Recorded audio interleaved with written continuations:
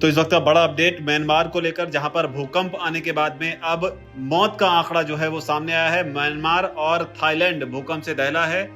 मौत का आंकड़ा आया है कि यहाँ पर कम से कम 20 लोगों की मौत हो गई है। तस्वीरें आपके सामने हैं कि किस तरीके से पूरा ये मंजर है, कितना भयावह मंजर है। 7.2 रिक्टर स्केल पर इसकी तीव्रता जो है नापी गई है। बैंकॉक में जो एयरपोर्ट है उसे बंद कर दिया गया। इसके अलावा जो ट्रेन की सेवा है उसे भी सस्पेंड कर दिया गया है। भारत ने बड़ा बयान दिया, इसे लेकर पेशकश की है मदद की। प्रधानमंत्री मोदी ने इसे लेकर ट्वीट किया है। लेकिन जो बड़ी अपडेट ये है, कम से कम 20 लोगों की इस मामले में इसमें मौत हो गई है, जबकि कई लोग अभी भी मलबे में दबे हुए बताए जा रहे हैं। इसे लेकर थाईलैंड के जो पीएम हैं उन्होंने बैंकॉक को जो है इमरजेंसी जोन घोषित कर दिया है। ये जो भूकंप है वो 11:50 पर आया। केंद्र जो है वो म्यांमार में ही जमीन के 10 किलोमीटर अंदर बताया जा रहा है। तस्वीरें लगातार हम आपको दिखा रहे हैं जिस तरीके से इस भूकंप ने म्यांमार को और बैंकॉक को दहलाया है। बैक टू बैक 2 भूकंप जो है वो नोटिस किए गए। 12 मिनट के अंतराल पर ये दोनों भूकंप आए।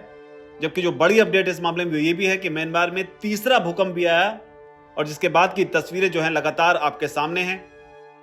तो एक के बाद एक कई भूकंपों से म्यांमार और बैंकॉक जो है वो दहला है। चौथे भूकंप की भी खबर है जिसका केंद्र जो है जमीन के 30 किलोमीटर की गहराई में बताया जा रहा है।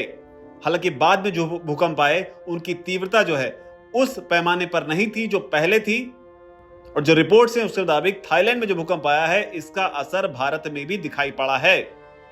भारत के मेघालय में 1:03 पर भूकंप महसूस किया गया जिसकी तीव्रता 4 मापी गई है।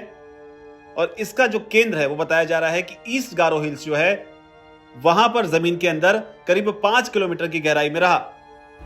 और जो 20 लोगों के मरने की खबर है उसमें जो जानकारी निकलकर सामने है उसमें बताया जा रहा है कि म्यांमार में एक जो मस्जिद है वो ढह गई है जिसमें कम से कम 20 लोगों की जो है मौत हुई है। तो ये रिपोर्ट लोकल मीडिया के हवाले से निकलकर सामने आई है। इसके अलावा कई वीडियो इस तरह के भी सामने आए जिसमें बिल्डिंग के छत पर जो स्विमिंग पूल बने हुए थे उनसे भी पानी बड़ी मात्रा में नीचे गिरता हुआ दिखाई दिया है, जिनके वीडियो भी लगातार सोशल मीडिया पर वायरल हो रहे हैं।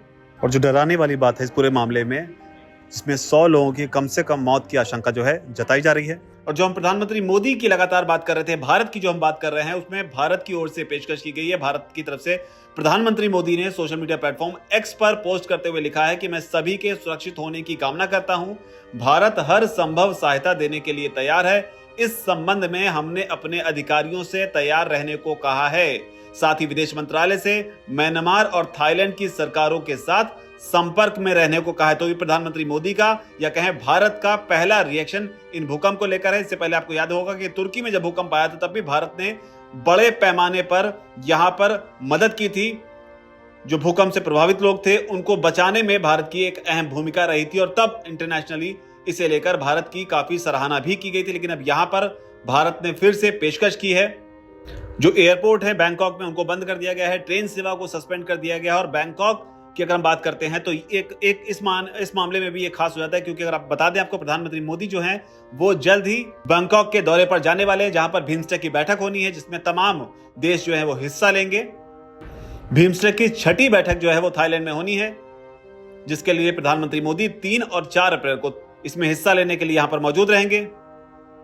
थाईलैंड की ओर से इस बैठक का आयोजन किया जा रहा है, लेकिन उससे पहले भूकंप की डराने वाली तस्वीरें निकलकर सामने आ रही हैं। इस भूकंप से जुड़ी जो भी अपडेट, जो भी तस्वीरें आ रही हैं वो पल पल की अपडेट दैनिक जागरण आप तक पहुंचा रहा है।